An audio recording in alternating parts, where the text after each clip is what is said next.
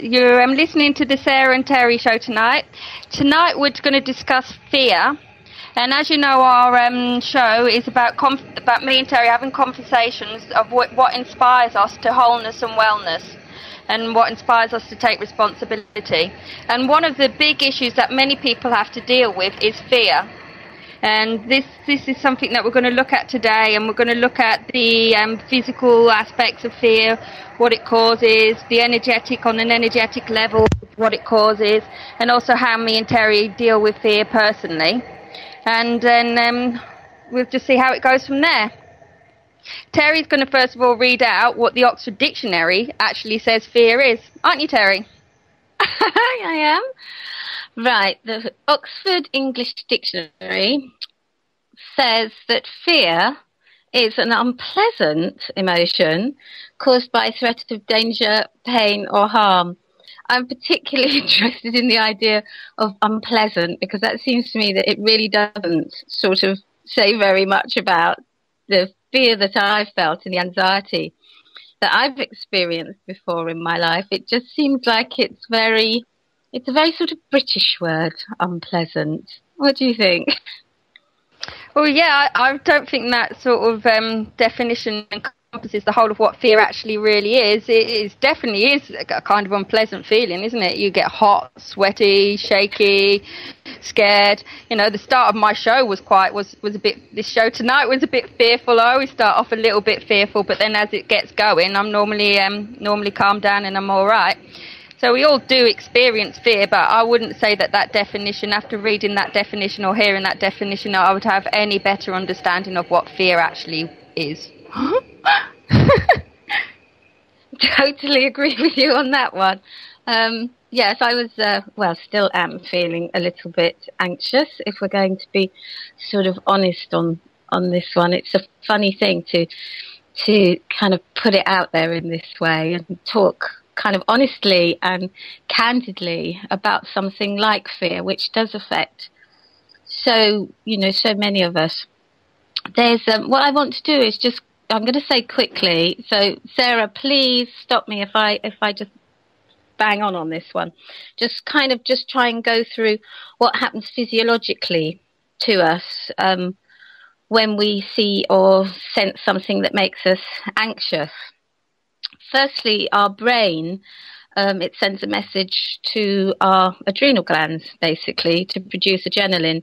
It does go through, quite a few stages, but that is really what's happening. Our brain senses or sees something or feels something or senses that something's not right, and it sends this message immediately, within seconds, or within a second probably, I'd say, to our adrenal glands to produce adrenaline.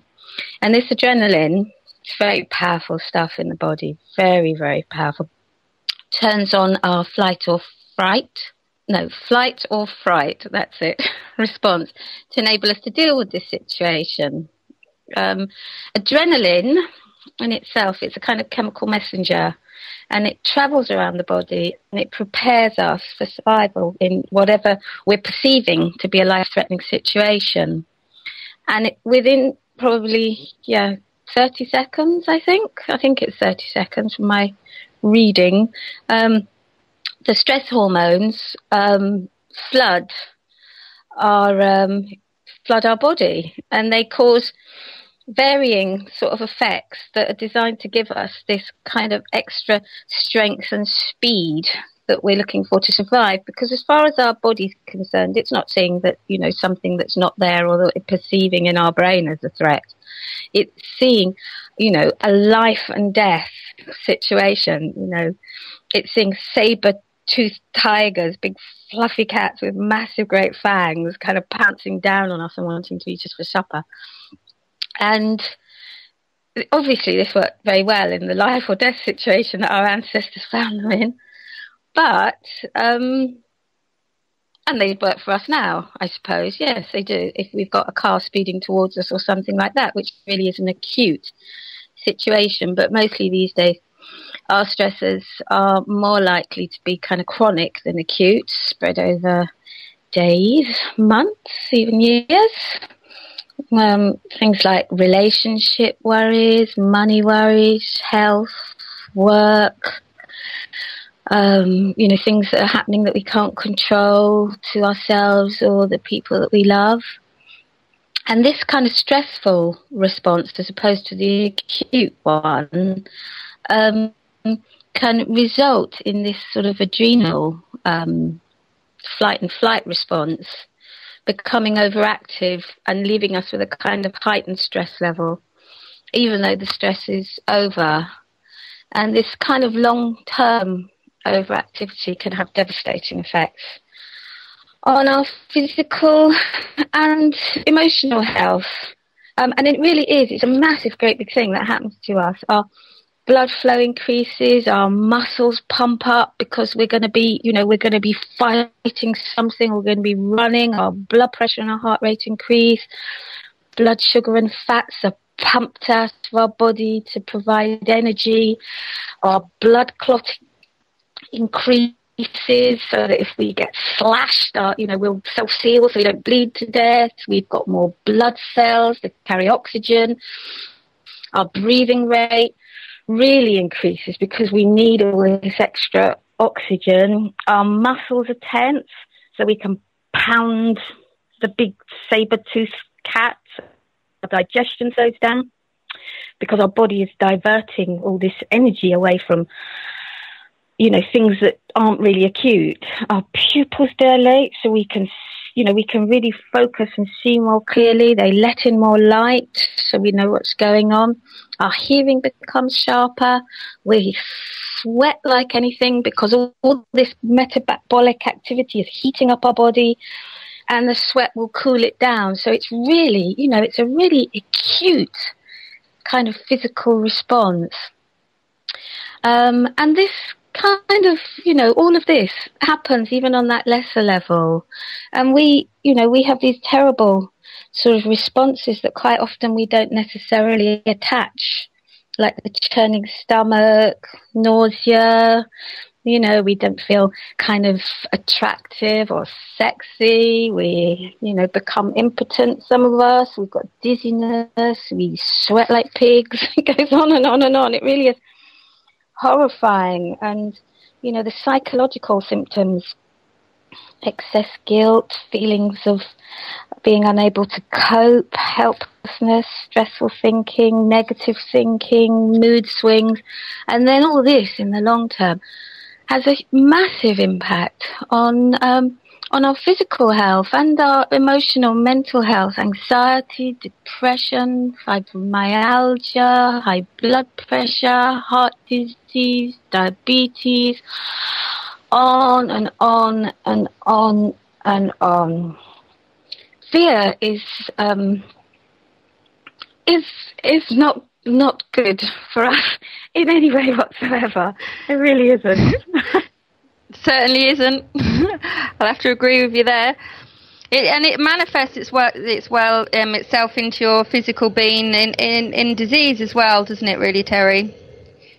It's a really, really important thing to get under control. It's something that we all experience throughout life, and like Therri said, it is natural to feel fear. Animals in the wild feel fear, and then they use that fear to then escape a lion or a tiger or something, and they use it in that way. Whereas, like Therri was saying, we don't really need it these days in the same sort of sense. And most people's fear is just actually stems from anxiety. Fear. Fear is basically insecurity, inaction, anxiety, inhibitions, inferiority, hate, worry, anger, judgment, greed. All of them stem from fear. And the opposite to fear is obviously love. So, we need to address these things. We need to recognise why we're going into fear and what sort of fear we are actually having. Is it a life-threatening fear? Is it fear of actually being physically hurt? Is this fear a real physical danger? Or is this an anxiety that's built up in us over time and through insecurities? That's one of the first things that you need to address when you are suffering from fear, I feel. Yeah, totally agree. I mean, I know people who who will live with fear. They call it the fear, and it's always there in the background. And in the past, I've struggled with anxiety quite a lot when I was younger. I think a lot of young people do. And there are sort of transitional times in our lives, and particularly as women, when our hormones are playing up and stuff like that, that can really feed into this. But fear, it kind of, it can change so much about us. It can just change how we feel about ourselves to such an extent that, we don't become the people that we can be. And this eats away at us. And it's a terrible thing. I can remember once feeling so kind of disassociated and separate, carrying around this feeling inside of me. And I was at this, I was at a venue where there were lots of people. And I can remember I almost had this feeling of kind of looking out through my eyes and thinking, I'm trying to do this sort of social interaction. I'm talking to people, they're talking to me.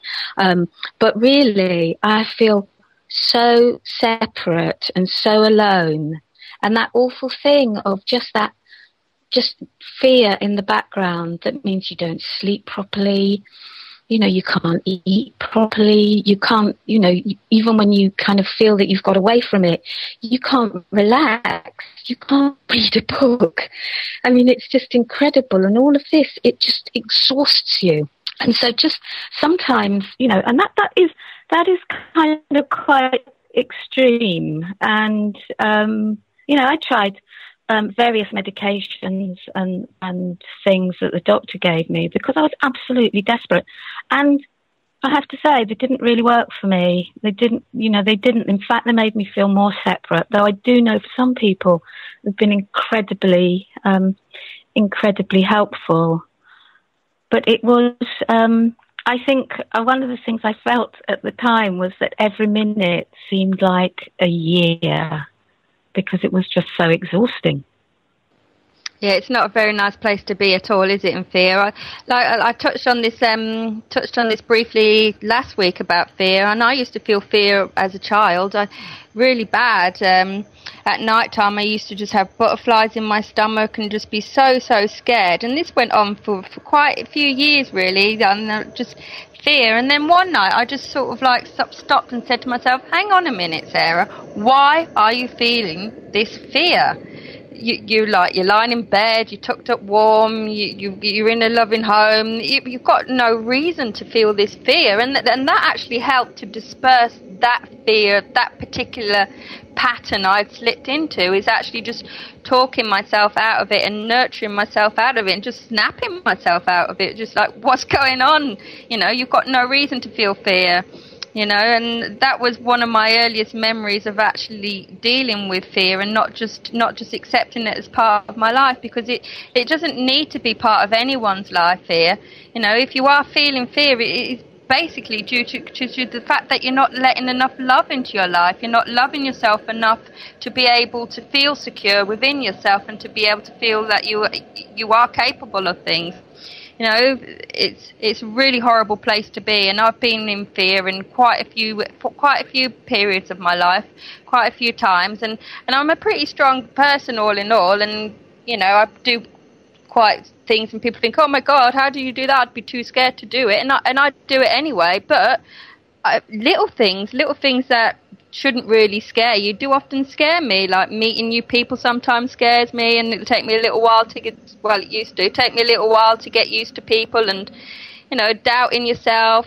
Fear manifests itself in so many different ways. It's like I was saying, you've got doubt, you've got insecurities, inaction, anxiety, and it's really, really important to sort of identify what you're actually feeling fear for, because it's basically feeling like you're powerless, and you need to claim back your power to be able to get over fear and to be able to move forward in life, really, and to take responsibility for your wellness. And you can't do that while you're living in fear.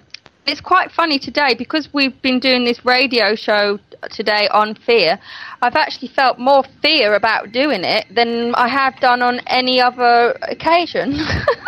And it's because I'm focusing on fear, and it's not a very nice subject to focus on, but we're focusing on it in a positive way, really, because we're focusing on a way of getting over fear and to recognise fear, and therefore to be able to establish that there's nothing to be scared of. There isn't really. You know what? It's so funny when you say that, because the adrenaline, the stress hormone, it actually, when we're feeling even slightly stressed or even watching a horror movie or something like that, what it does is it primes the brain to feel increased anxiety and fear. So even though when we're doing something that we might not understand at all is fearful, as soon as our kind of adrenaline picks it up, or it's something, the brain, I think what I'm trying to say is the brain doesn't distinguish between actual fear and like projected fear. So something like even working on a piece of work like this, which is about fear, can generate fear, not because it's fearful in itself, but just because that whole adrenaline thing is recognized, and the brain is primed to kind of increase it and keep loading it up so that we can think more quickly, because it doesn't recognize that this isn't a threat. I mean, no, it's absolutely extraordinary. And sometimes, in the way that you were saying that you were a little girl and you were very frightened and you had the kind of butterflies, which are all classic kind of fear things, absolutely classic. You just sort of reasoned with yourself. And quite often, that's exactly what the brain needs, to sort of switch the fear off. Because it is, it's if you enter into the space of fear, what you're in fact doing is ramping the fear up, because that's how the brain works. That's how it works when it's producing more and more adrenaline. It's pumping around the body so that you're getting more and more fearful. So it's kind of, it builds itself up. But as soon as the brain's told that this kind of, this acute episode is over, the saber-toothed tiger has limped away, beaten and blooded, and, we are the victor, within the same amount of time that it takes, which is a matter of seconds, to kind of to push you up to that peak of fight or flight, it will take you back down again. As far as the brain's concerned, that's it, it's over with. And then the body starts about repairing all the kind of damage that's been done because of all the kind of physiological changes that it needed to make. So, you start digesting again, and, all these things, your hearing goes back to normal, your pupils go back to normal, you stop perspirating, your heart rate decreases, and all of these things can actually be quite kind of difficult, really, when it's, just when it's stopping. Yeah. Well, it's not a very nice experience, is it?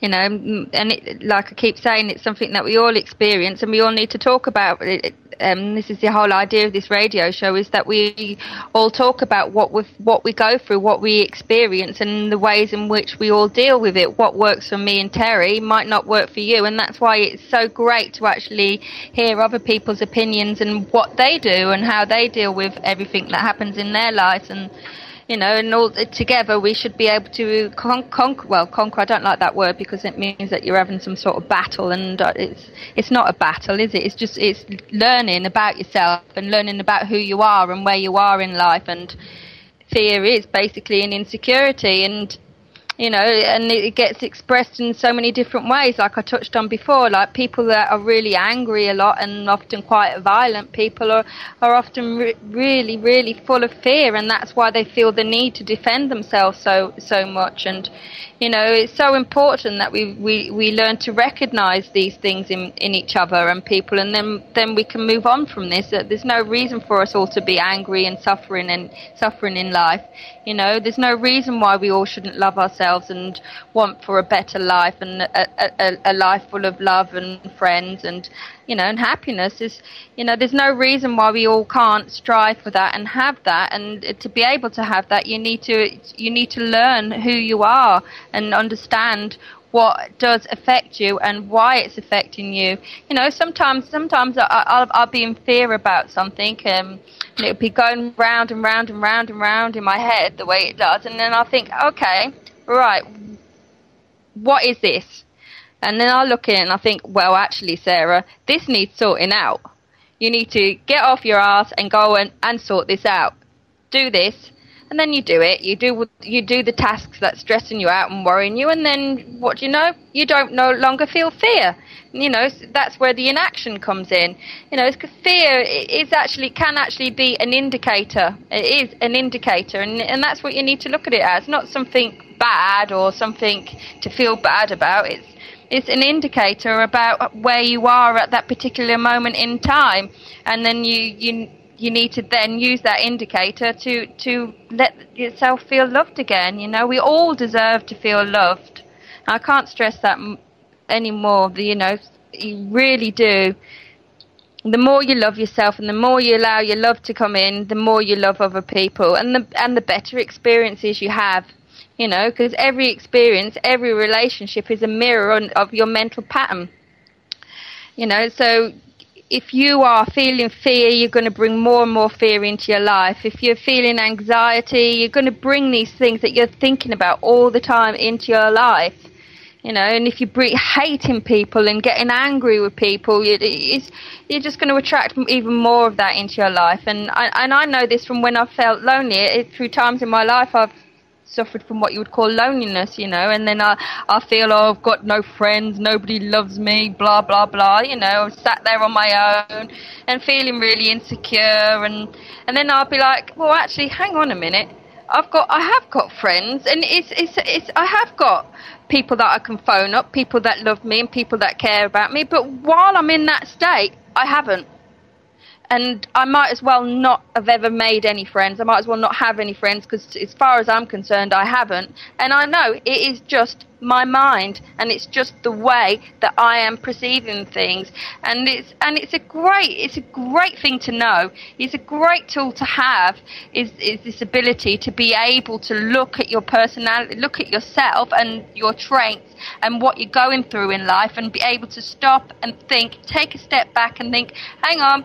That's not right, that's not right, it doesn't have to be this way, I don't have to be like this, I don't have to be like that, so I want to change. We all can change. There's no such thing as never being able to change. There's no such thing, oh, I'm just angry, my dad was angry, my mum was angry, so I'm angry, it's in my genes. That's not in your genes to be angry.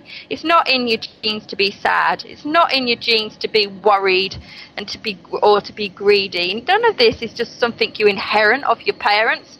It might be something that you learn, but it's not something that you inherit. It's something, these things, they stop being a vulnerability as soon as you recognize them as a vulnerability, and then you're in the position of power, empowerment, to be able to take steps, to be able to do something about it. So it's great, really. I think sometimes things like genes do come into play. But I do think then that recognizing that, and then sort of, then you can start to work through it. I know one of the things that when I think the first time I started getting, really stressed and really, really fearful was when I was about 16.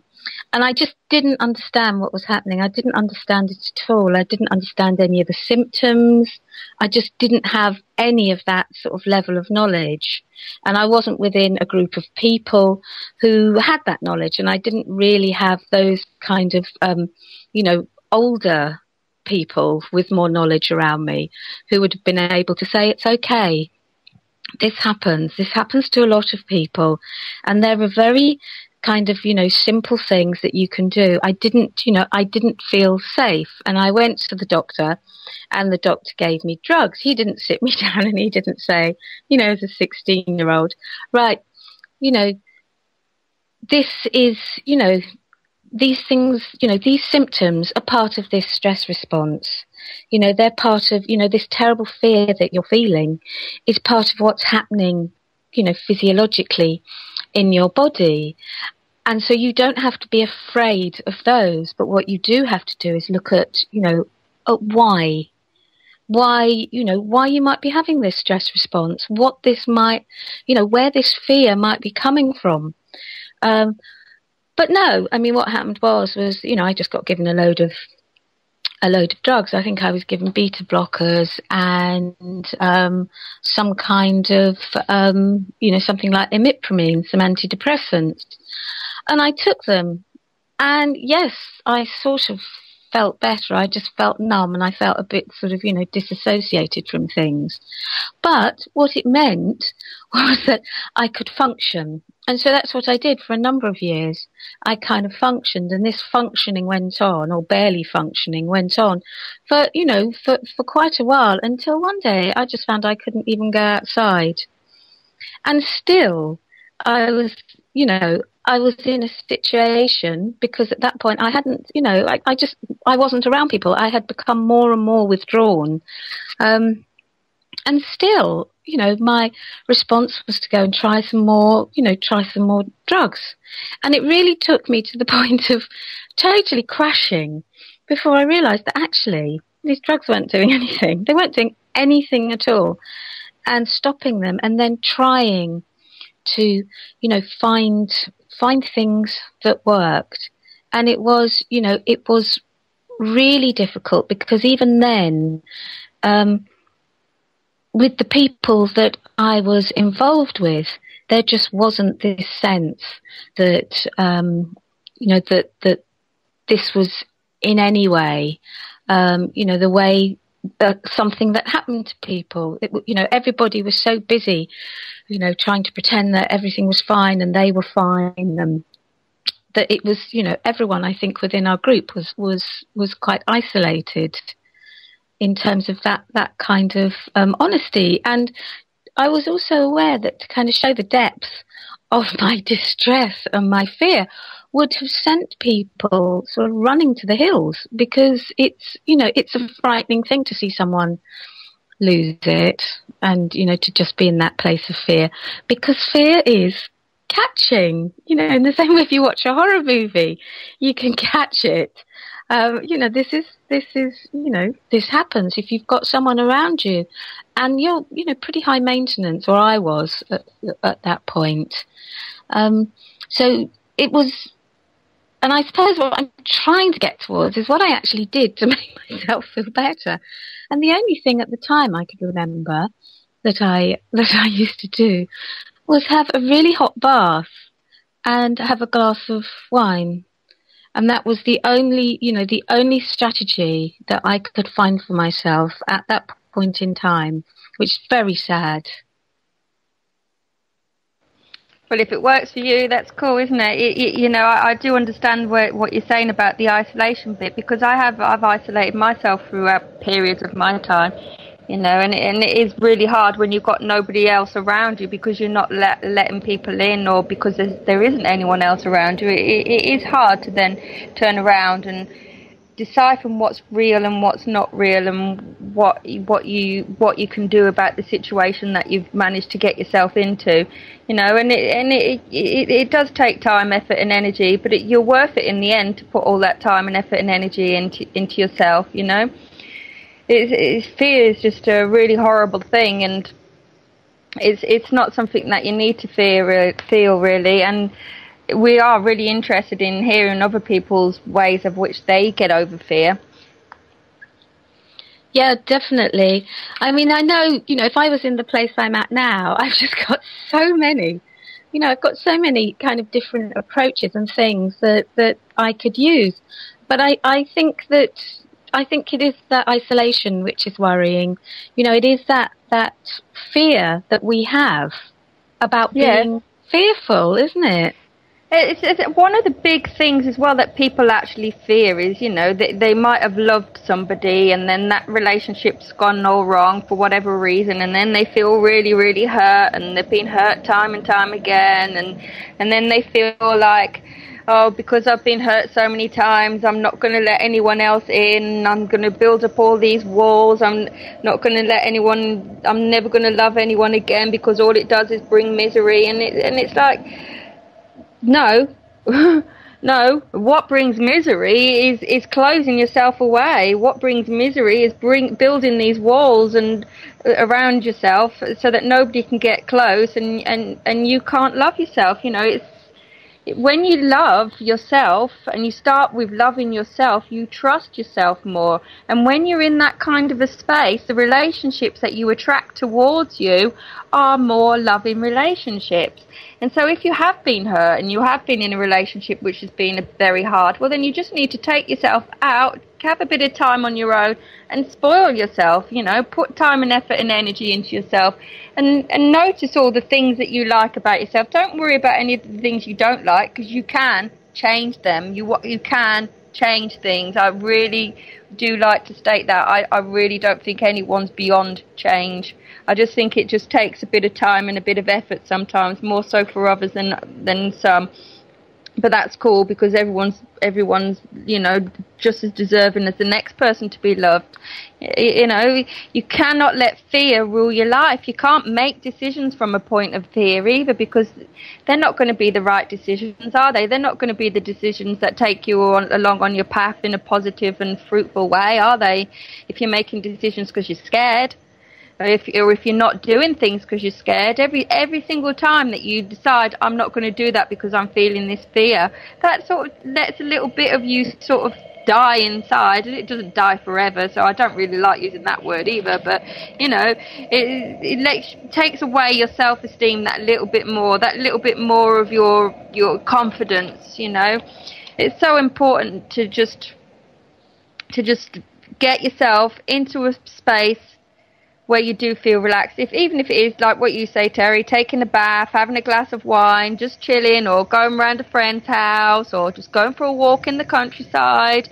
Whatever it is that chills you out is good. It's good for you. That whatever it is, that's what you need to do if you need to be making decisions in your life, or if you need to be going down a certain path. You can't, you know, you can't be punishing yourself because you haven't done things either. You know, you've got to be kind and gentle to yourself, and that's something I learned over time. You know, I used to get really nervous as a person, and then in the end I decided that I looked at it in a different way, rather than thinking, what are you nervous about, and being hard on myself in any way. I actually started to saying, oh, well, it's quite cute really, isn't it? You know, it's quite sweet, nice that you get nervous. It's cool, Sarah. Because I do talk to myself, you know, I just say, yeah, that's cool. It's all right that you feel nervous. It's all right. It's a quirkiness about you. You know, it's cool. And then the more I sort of accepted that about myself and thinking, yeah, it's okay, it's cool, it's fine, the less I felt it. And now I just think I don't really care whether people like me or not. You know, I am who I am. And I've just got kind of a funny attitude, well, that sort of attitude about it now. Obviously I do, everyone likes to be liked, but, you know, I try and my best to lead my life and without harming myself, without harming others, and being in the love as much as I possibly can, so that I do treat people with love, and I do make the right kind of decisions for me and people around me, and I'm not horrible to others. I don't consciously try and deceive or manipulate others. You know, if you do behave in these kind of ways, and you are aware of them, that you are doing these kind of things, you're not going to feel good about yourself, and you're going to be more open to fear and negative energies. And that's why I keep saying it's important to love yourself. You must love yourself. You know, the more you love yourself, the more of a lovely person you are. I think the problem with fear is that it can be stealthy. I think if we have when it's kind of stealthy and it just creeps up on you, that encroaching loss of confidence and the loss of self-esteem, I think it can put you into a downward spiral, and I do think that it is very difficult then. unless you do have that kind of hardwired into you to talk yourself out of it. And that's when I've found it's been really, really useful to have just really good friends around me who know that I'm kind of prone to, to the fear. I've got friends who are prone to the fear.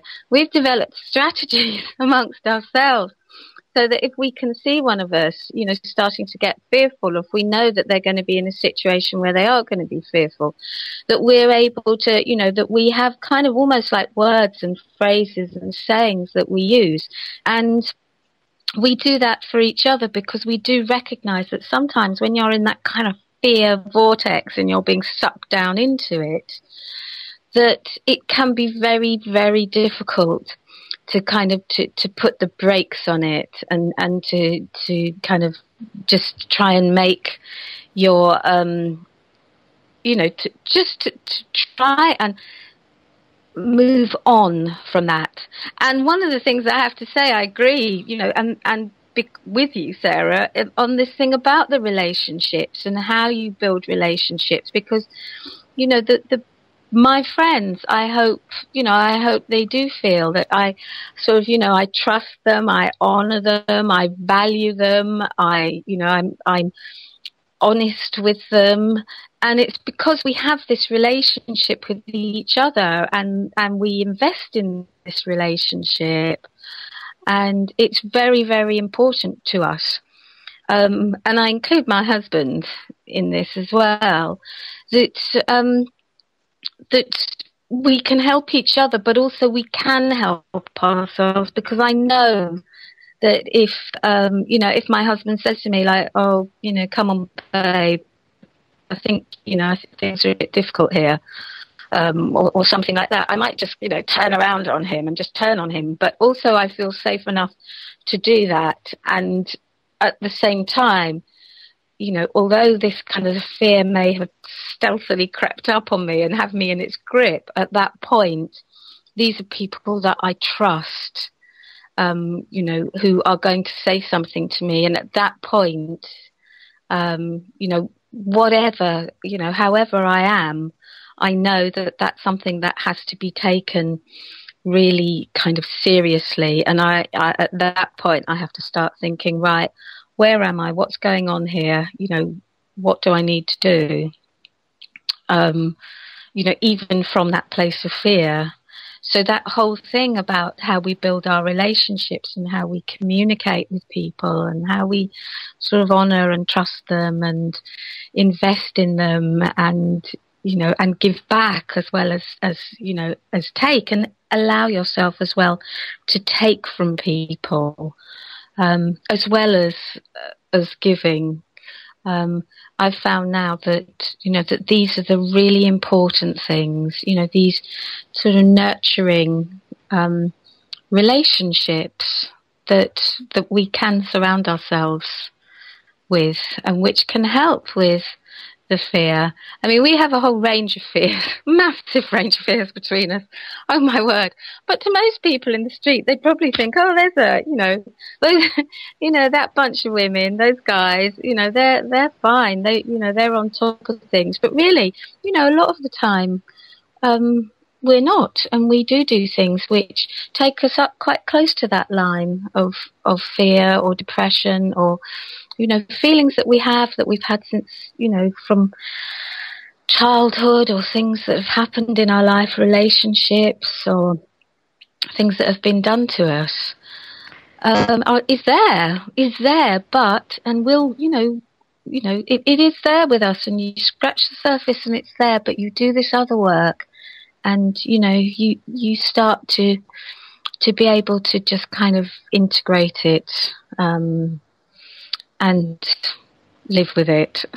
Well, yeah, live with it and integrate it. One of the things as well about fear is it is a lot of the time it's worrying about the past or worrying about the future. And really, you can't be doing this worrying about the past, because there's nothing you can do to change it. You've got to look back at the past and change it in your mind so that you can accept it in a way which doesn't cause you fear, which doesn't cause you sadness, you know, because shit happens, doesn't it? And a lot of shit happens to a lot of people, and some people go through so much stuff, and you think, oh my God, how did they ever make it through that? But they do make it through that, and the fact that they've made it through that just shows what an amazing, wonderful people they are, and how much love they should have for themselves, to have that ability to be able to come through really tough situations and still be the person that you want to be at the end of the day is so important, you know. You cannot let life's experiences change who you are and what sort of person you want to be, you know. You need to have control of your own, I don't like that word, I keep saying it like that. You know, you need to be able to do that. Everyone has shit happening, and, you know, you just got to work through it and love yourself through it and be gentle with yourself. And one of the ways that one of the things that really triggered things in my head for me was just reading something or getting something from somewhere inspired things for me. I can't even remember where the source was, but it was, talk to yourself or treat yourself how you would your friend or your child, or, you know, treat yourself how you would somebody you love. And, you know, that way you can work through things, can't you? You can figure out things, and hopefully, well, not hopefully, because that's another form of fear, isn't it? Well, you will be able to step into the love, you know. It's understanding, for me personally as well, what helps me a lot is an understanding that I can feel love in my heart so strong. I can feel like when I'm grounded and I'm feeling connected to the earth and I'm feeling connected to the source and feeling just full of love, and that feeling to me is just something that's so amazing. And the more I feel that, obviously the less I feel the fear, you know. And the more I can project that, the more I can bring that down and be grounded and bring that love and light down, and the more it spreads out around me, the more everyone else feels it, the more the energy in the world feels it. And the more people that do this and do consciously ground themselves and do consciously bring the love down into their lives and into their hearts, the more love there is going to be in the world. It's just comes down to simple maths, really, at the end of the day. You know, people go, oh, what's love and light? What's that supposed to do? What can that do? And, well, maths. Work out your maths. The more people that do feel love, the more people that do feel the light, and the more people that do bring it down, the more there is going to be in this world. And this world really does need it. Like we all do. I love that. No, I really, really do love it, because most of the time, sort of my thought on all of this is, you know, this too will pass, as I sit there in the middle of some great storm of fear and anxiety. I can just say to myself, this too will pass. Now, this time what I'm going to be saying is, right, I'm channeling the love down. I'm pulling this love down because, you know, I will try. You know, I'll try many, many things, and I'm going to, you know, discuss this with my friends as well. This one, you know, I mean, we're very, very, you know, we're excellent about, you know, making sure that we get the right herbs and things inside ourselves, and that we're eating the right things, or taking the right supplements, or doing our breathing, and, you know, all these techniques.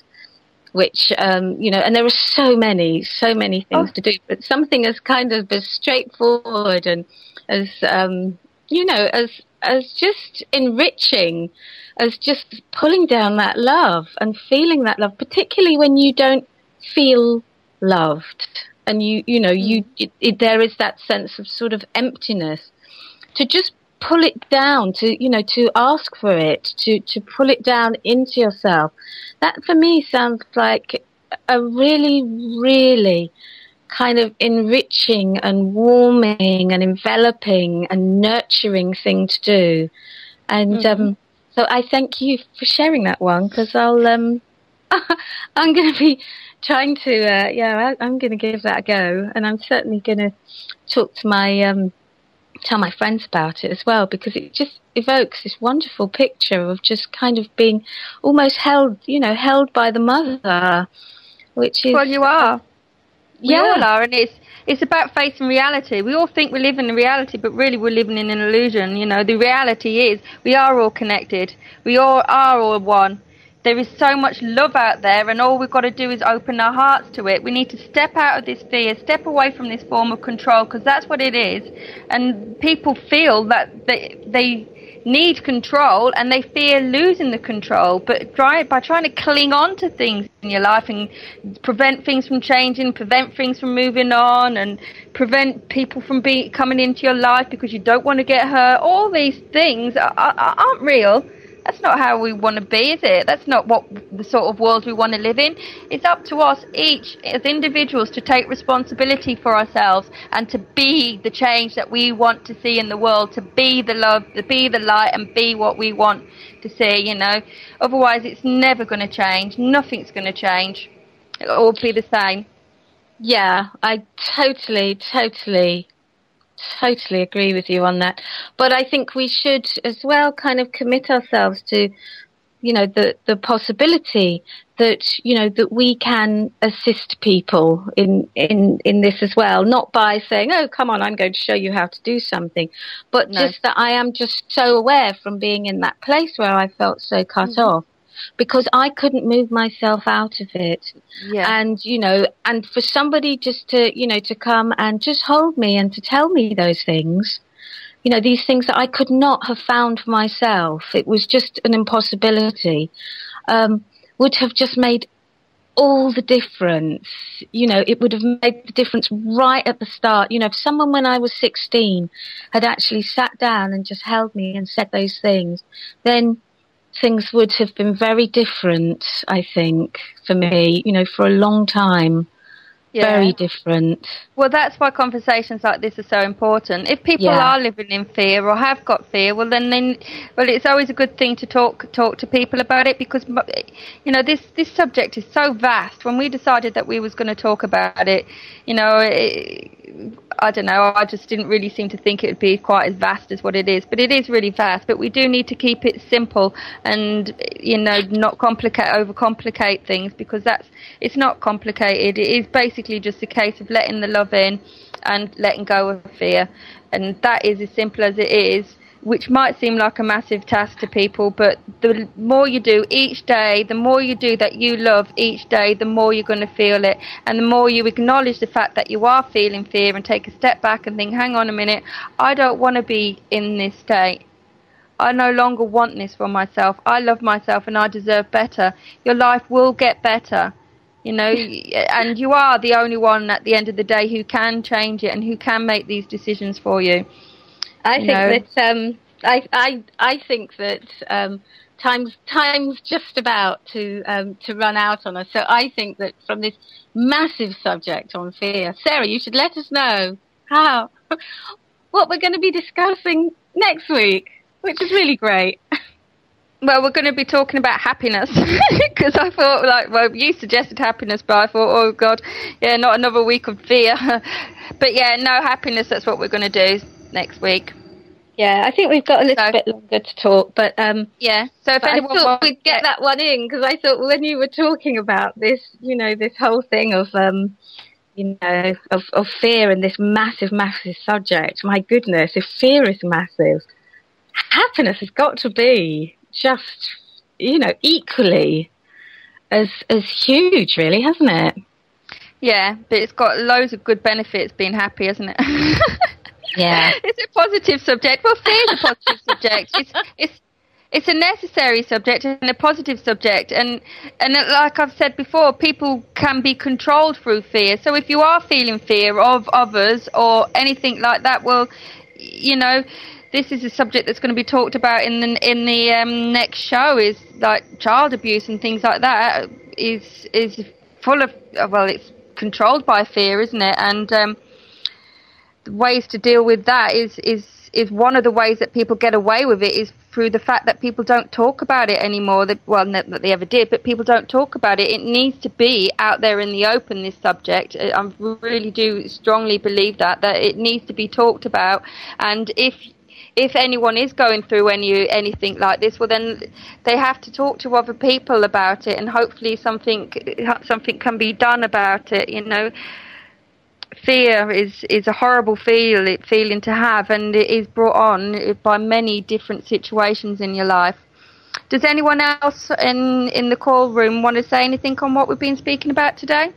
Callie, did you want to say anything? The fear's got them. Yeah, they're not talking. Yeah. Hello. We are here. Sorry. All right. It's okay. Hello, ladies. We were muted Hello. up.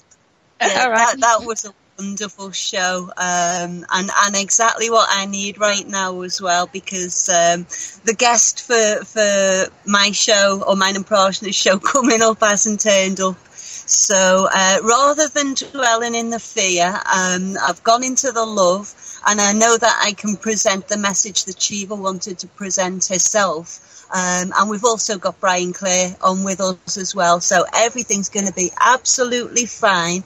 And thank you, ladies, for that little pep talk just when I needed it most.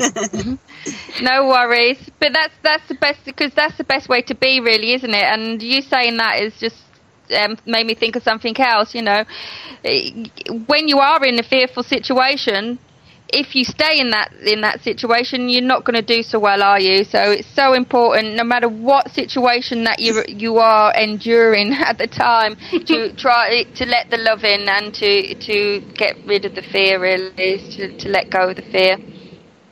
I'm letting that love in, Sarah. I really am. I'm going for that. Wow. It was good that you mentioned hope as well, because most people think that hope is a good thing. Yeah. And they fail to recognise that if you have hope, then there are some doubts. Otherwise, you wouldn't need to have any hope at all. If there was no doubt, then no hope would be necessary. So the doubt is there, and doubt is a form of fear too. Yeah, it certainly is.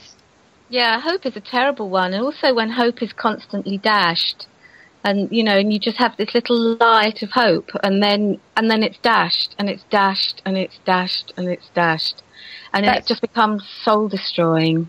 That's worrying about the future, isn't it? Again, it's worrying about something that hasn't even happened, hasn't even materialised, and probably won't even happen. Or it might happen. But if it does happen, well then you're not going to be able to deal with it by being in the fear. You're going to be able to deal with it by being in the love. So, you know, there's this future and past hopping that brings in a lot of fear.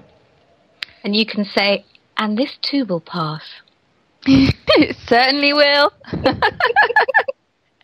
You know, there's no need to process and dwell on things, I don't think. Just let it go. Shit happens.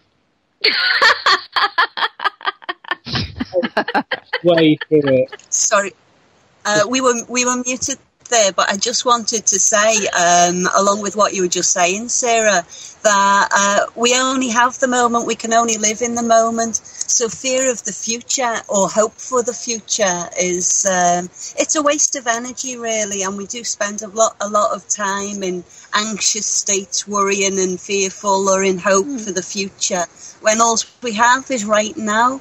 And so we swamp our energy in the moment with worry about something that may or may not ever happen. So, yeah, just wanted to throw that in. Thank you very much, Callie, because it's right. You're basically fearing an illusion, you know, something that's not real. And there's no point when it's put like that. It just actually highlights what it is actually, what the reality of it is. You are fearing something that hasn't happened, that is not real, that might not ever happen, and the more you think about it, the more likely it is to happen. So, obviously, it is not productive in any way, shape or form, so it's not worth bothering with as far as I'm concerned. I heard a great quote. Someone said that 90% of what we worry about never happens. Gosh, where did that come from? Say again? Where did that come from? Can you remember? I'm not sure. No. Yeah, what happens when it does happen? You deal with it, that's what happens. And when you're dealing with something, it's nowhere near as bad as what you was sitting there thinking and worrying about for weeks beforehand, is it? You just get on with it and you just do it. You know, I've been in some terrible situations in my life and just done it, dealt with it. Good on you. And then in a few weeks' time, a few months' time, you're not even going to think about it half as much. Not unless you dwell on it and start past hopping. You know, just say past hopping. going back to the past, or future hopping, going to the future, you know, worrying about what's happened, or which is something that you can't have any control of. But we've got to finish now. I don't want to overrun like we did last time, so we're going to say thank you very much to everyone for listening, and I hope that you found this useful in some way. And we've got a Facebook page set up now called the Therri and Sarah Show, Darkcity Radio. Please feel free to join, and also put it and input, because we want it to be a page where everyone puts down what inspires them to take responsibility for their lives, how they deal with things. We want it to be an active page with everyone's input, please. Thank you very much, and so we can all use that to make this world a nicer place to live. Thank you. Thank you, everyone. Bye.